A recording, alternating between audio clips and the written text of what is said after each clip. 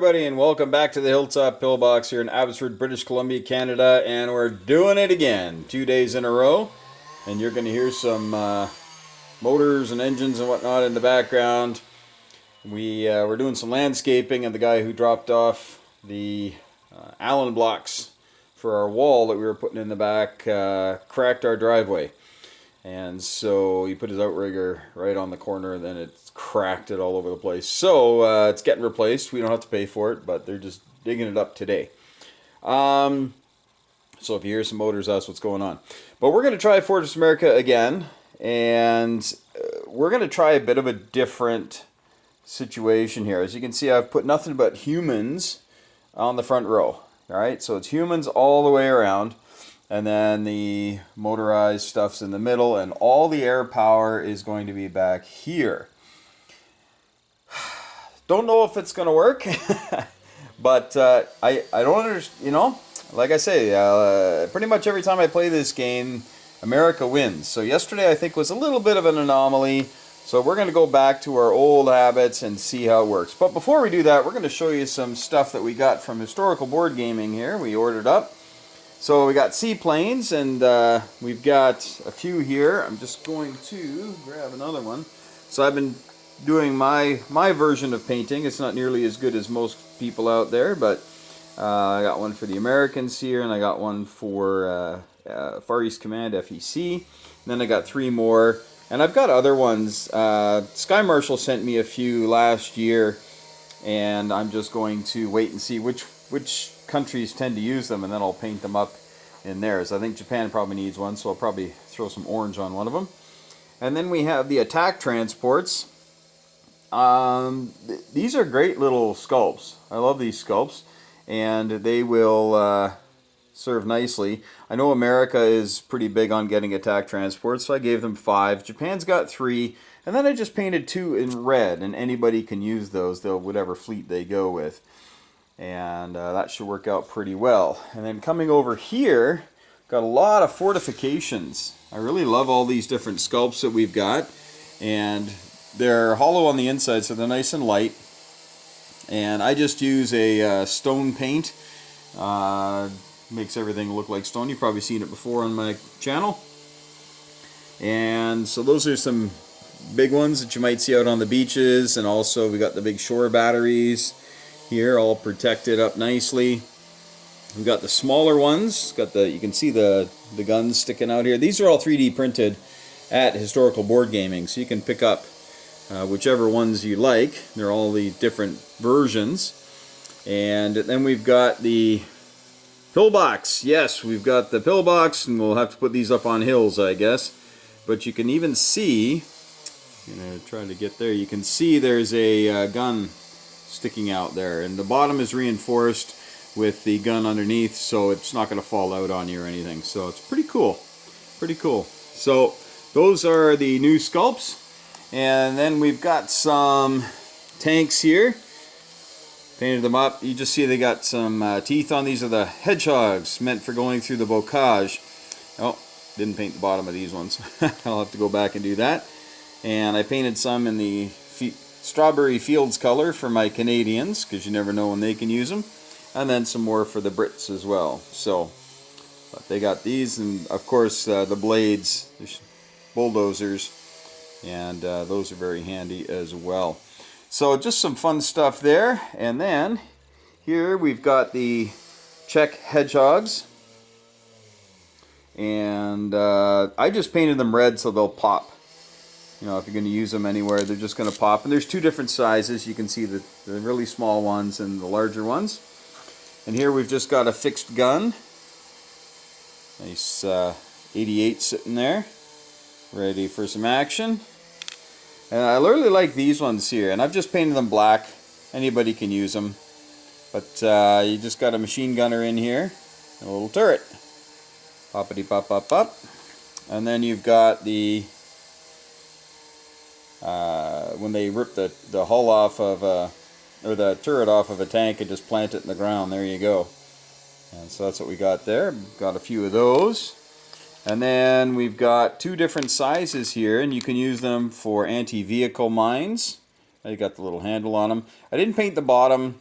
Not sure I will actually, but they're just little mines. Just little mines here. You can see how small that one is, right? There's two different sizes there, anti-personnel and anti-vehicle if you'd like. So there you go. So nice and cheap too. Like these are like 70-80 cents a piece or something, and they'll be here long after I'm gone. So there you have it.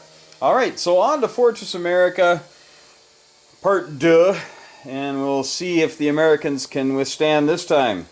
Should be fun. Stay tuned. Right, round 2 is about to begin, and the Americans did pretty well this round.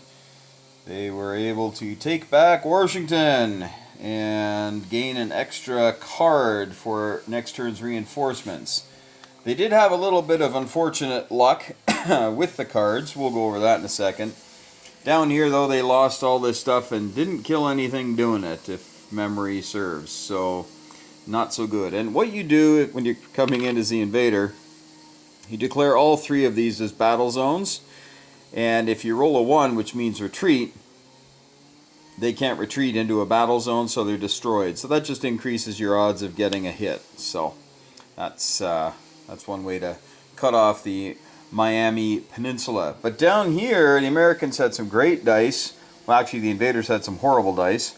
So the Americans here didn't get any hits, but only got 1 hit coming in on them. So 1 guy's left in Houston, 1 guy's in San Antonio. 1 got retreated this way. And I thought, I should put him back in there, and thought, why? Let's actually head out, and we'll live to fight another day.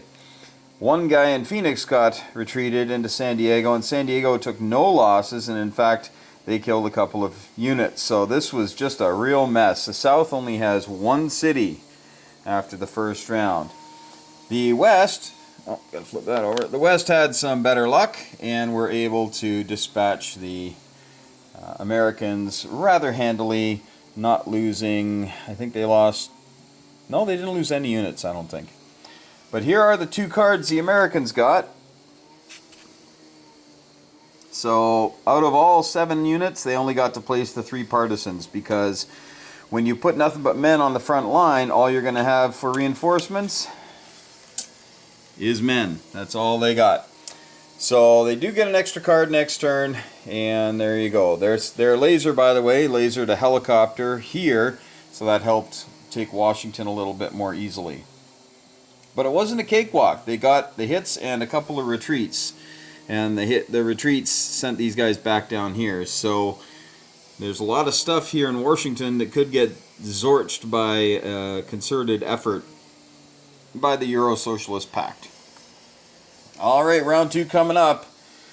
Pretty good in the South, but the East and West, well, we'll see. Nice to take Washington back, though, I think. Round 2, and hot and cold for the Americans on this one. The Euro-Socialist Pact was unable to take Washington back. In fact, Washington still had 1 partisan left in it. And so a card came up that gave them 4 partisans, and we put 3 of them in Washington. We drove a tank across and put the other one in Pittsburgh. So looking like pretty tough stuff up here, but we've already had 2 Eastern Sector cards. So, I know there's not too many that are specific, but there you have it. Plus, they got a card where they could destroy any 2 units, and or maybe that was the first round, but we killed 2 of those things. I think I might have pointed that out already. Atlanta fell and didn't kill anybody doing it, and it was yeah, a lot simpler than it was yesterday, that's for sure. But this is being more trying, and the Reds are going to have to get inland a little bit here fairly quickly to put some pressure on the interior. Down in the South, Houston fell, San Antonio fell, and San Diego fell. So the Central American Federation has 4 cities now, and the Euro-Socialist Pact has 3, and another 4 for the Asian People's Alliance, bringing the total to 11. So there's a little bit of a lull now on the west side as they just march forward, and there could be some partisan cards that'll come into play, but for the most part, Salt Lake City is the next one that they'll take, and after that, it's a rush to get to the interior. The south, Dallas and Nolens are both up for grabs here. Probably don't have the horses to take both, but Dallas will be under assault this turn. Got to use my choppers a little bit better. The nice thing about choppers is they can go forward too, claim a territory. These guys claim a territory, and then on first turn, they can move into that territory. So, where'd you come from? I'll have to look again. It doesn't matter. We'll be probably jumping forward to claim that, but we'll see. Yeah, I think that's where it was. So that's how they work, and that's how they speed things up. Now, the first couple turns here, you're fighting through cities, and you're just not going to go stick your neck out too far. But when they do that, they move a lot faster. So on first movement, you move into territories that you already own. Second movement, and then you have your battles, and then you have your second movement where you move into territories you already own, and then capture your territories. So then you can move forward one. So it is a little more difficult to get men to the front. They tend to lag behind, but they're also typically known for garrison duty in this game. All right. Oh, both lasers missed. Rolled 4 for both of them. So a little reprieve, a slight reprieve. I'm sure that'll turn around the next round. All right, round 3 coming up. East is looking pretty good for the Americans. Round 3, a real bloodbath again here on the East Coast. And the Americans attacked and ended up losing 1 bomber and 2 helicopters to the defenders, because they had 3 helicopters in there, a couple of tanks. But the Americans could not crack Washington, D.C., could not get back in there. So it's kind of a reverse of last game where the Americans were in there. And, oh no, this is the last game. Right, sorry, it's the same as the last game where they could not actually get back in there. So, it's pretty empty in the back here. They did a laser shot on the tank, well, on Washington, and missed. So, that didn't help. Had they gotten that laser shot, would have worked. They did have a successful shot here, and they took out a helicopter, I think, and took out a blue bomber there. Blue bomber. Ah, which Canadian city is that associated with? All right. Now, say that in the comments below. Let's see if anybody knows. I'm sure my Canadian friends will. We'll see if the Americans know. Nolens was able to pick up some partisan help here. Get some stiff resistance going there, likely enough to hold off blue this round. And St. Louis has some more strength as well, as does Kansas City. Denver is loaded up, and Salt Lake got a little bit of help. I also decided to do this attack for the simple reason that I wanted to get some more damage done. The last 2 things here, of course, you got some partisans coming in and a helicopter, but we have yet to lose an American helicopter. Alright, so I attacked with all the helicopters, and I guess they didn't lose a helicopter. I think they had it disengaged, but they did lose a bomber. So if a bomber card comes up, at least they'll have a bomber to put onto the board. That's kind of the great thing about this game, is that you want to lose some good stuff as America, because you know you've got to have it in the dead tray in order to put it back on the map. So we'll see how things turn out going forwards. Maybe they'll get another card with helicopters and they won't be able to put them on. I believe that's the second or third that they've lost as far as helicopters go, and they've also missed out on some tanks. So been kind of rough for the US that way. But they do have a lot of strength here in the interior, and the partisans really help buckle things up for the Americans. Alright, on to round 4. Salt Lake City in dire straits here. There was a helicopter here that I guess that got zapped by the laser. I think that's what it was. That and that. I didn't kill anything here. I was going to. That's what it was. So now, on first movement, all these tanks can move in. Foot soldiers obviously can't go in because they can't move. But see, that's going to get 3 more tanks into Salt Lake City. So that's what those helicopters can do for you, even though they tend to die. They can move things a lot closer, a lot faster. So Salt Lake City is definitely going to be under the gun here. We'll see if they're able to hold out. Let you know in just a moment. All right, 4 rounds are done, and once again, Washington just will not fall. I hit it with 4 helicopters and 3 bombers.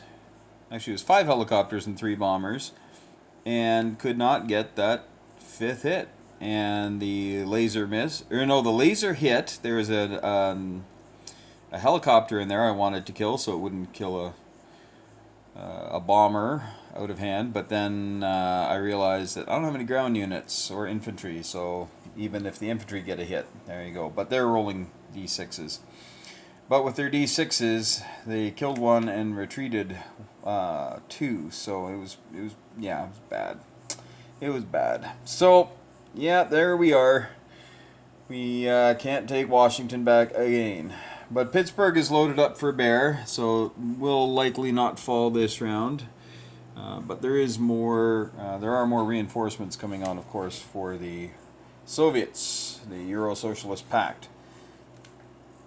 And Memphis remains, and Nolens remains. Yes, Nolens did not fall. Lost some stuff, but did not fall.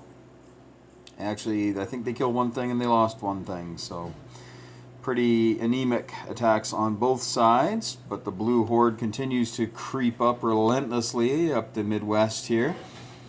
There is some good power here, though, in St. Louis and Kansas City. And Denver is... well, it's going to have 5 D8s rolling in defense on this next attack. But it is fairly isolated now.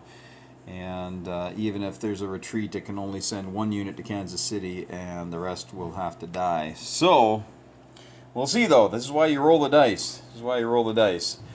But with the Americans only getting 2 cards per turn here, it's tough. You kind of count on being able to take back a city every now and again. But they're just not able to do it.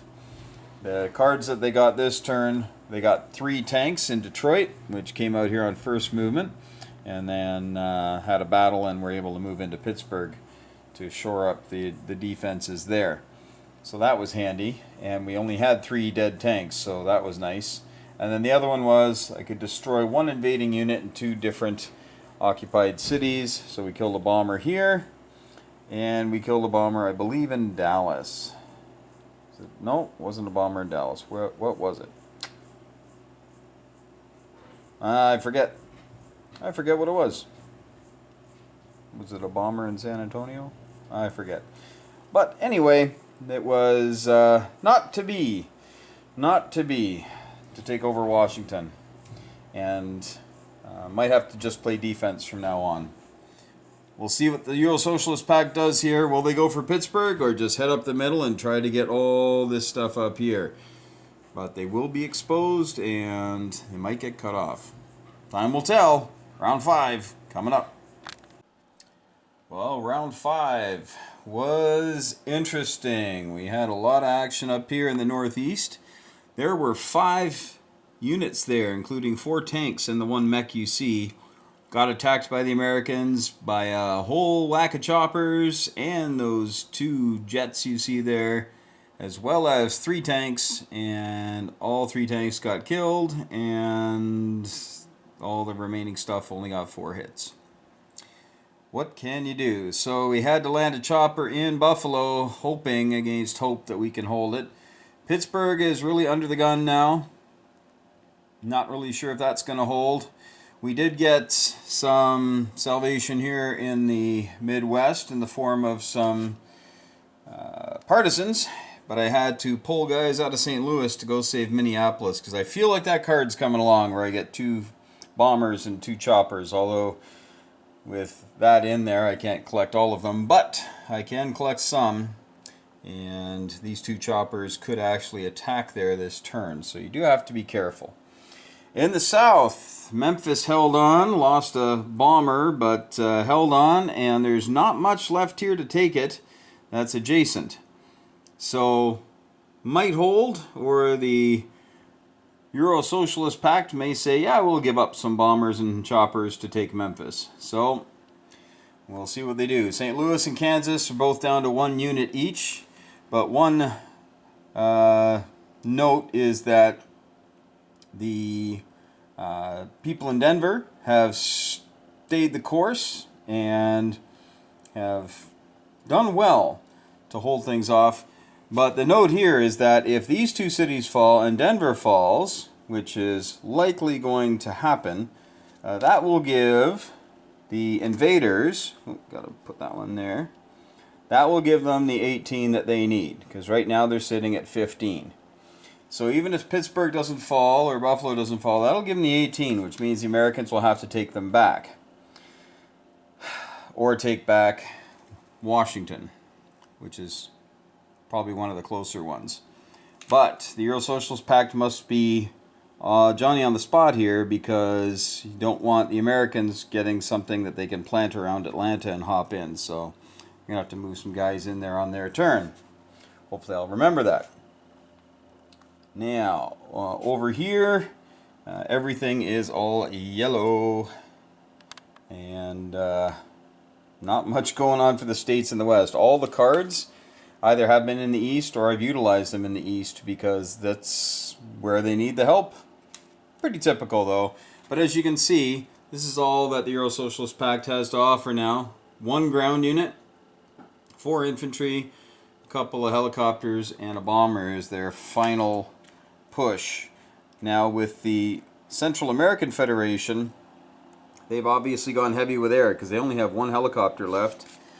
And the yellow has 2 choppers and a bomber left, similar to the Euro Socialist Pact.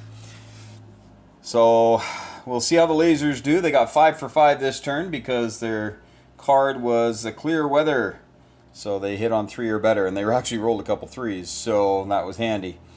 And that did help thin out things a little bit, but we actually did kill 1 thing in here, 1 tank, right in there, but could only get 3 more hits with all that firepower.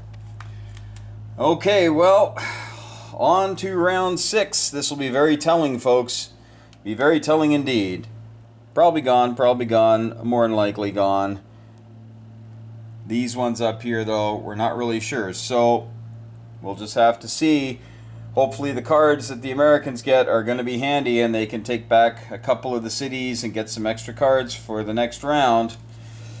But it's getting pretty dicey. Whew, look at all that stuff coming eastwards. Well, that was a mighty close call. Alright, the bad guys had 19, so the Americans had to capture 2 back. Well, Pittsburgh had just been taken, and they were able to take that back.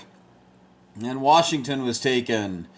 And I decided only to put 1 helicopter in there because there's still this lone guy here. If he wasn't there, if the Americans had won that territory last turn, I might have put everything into Washington, but we got to protect Philadelphia and empty New York and Boston and all the rest. Now,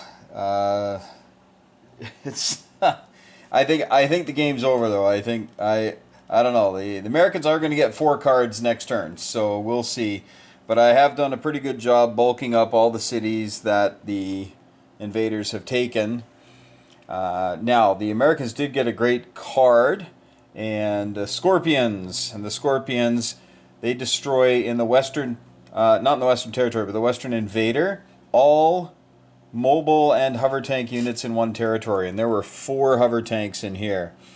So we took care of them. So now taking Minneapolis, although still likely, is not a foregone conclusion. We were going to, of course, move those 3 tanks up there and move these 2 things here, and probably would have taken it. But now it's not quite as sure a thing.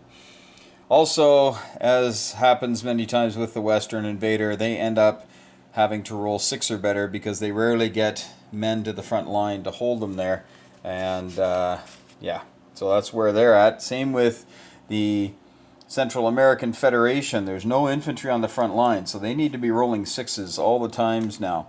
All the time, pardon me. Americans are pretty squeezed here, though. And Memphis, which held on, 1 tank, yeah, that's it. They're likely done this turn, as we can move on first movement these 3 tanks up here. This tank can move in. You got choppers and bombers and all the rest. And Detroit, I'll likely take Detroit with the choppers and take a poke at Indianapolis with another chopper. But Washington will probably fall, and possibly Pittsburgh, although that's tough. That's tough because if the Euro Socialist Pact fails, it means they probably lost a couple more units. And don't forget, the Americans right now, they've got 6 lasers. So if I take Detroit, they're down to 5, but then they'll probably go up 1 more and have 6 again next turn. And that can cause an awful lot of problems. So, and who knows what cards they're going to get. So 6 shots, let's say they hit on 4. If they target all in here or target all in here, you know, turn it into kind of a 2-horse game. Could be.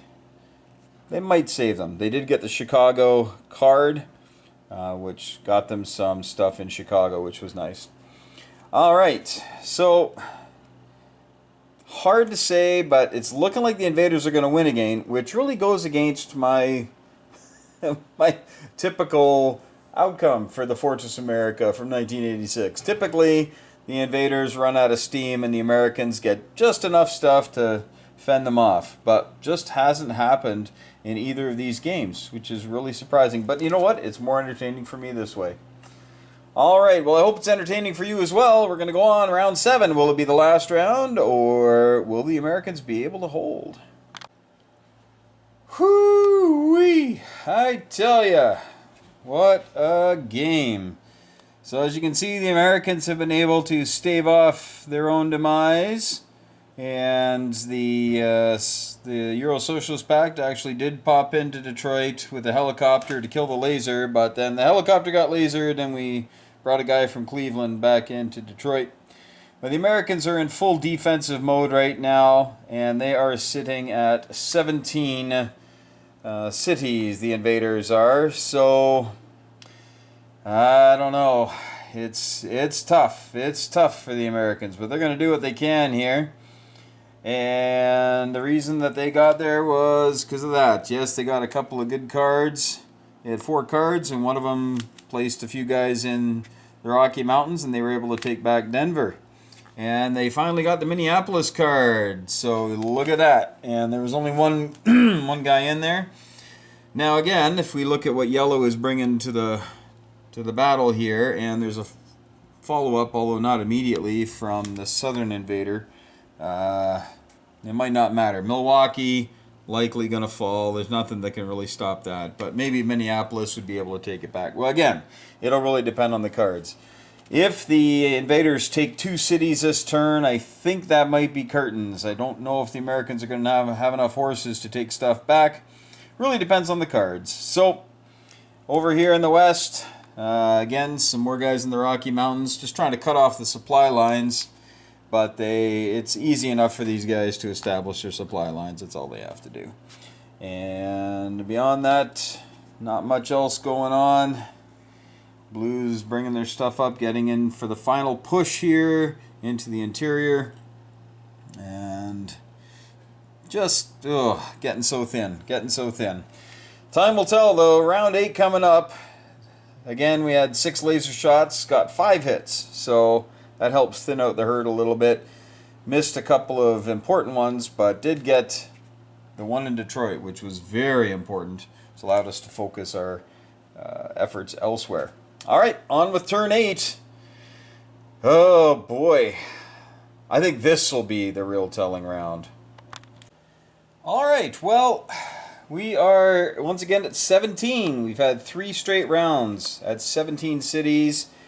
But I think the attackers are pretty spent here. Now, they're not going to ever lose these 2, not in the next few rounds anyway. And they're probably not going to lose any of their cities behind the lines.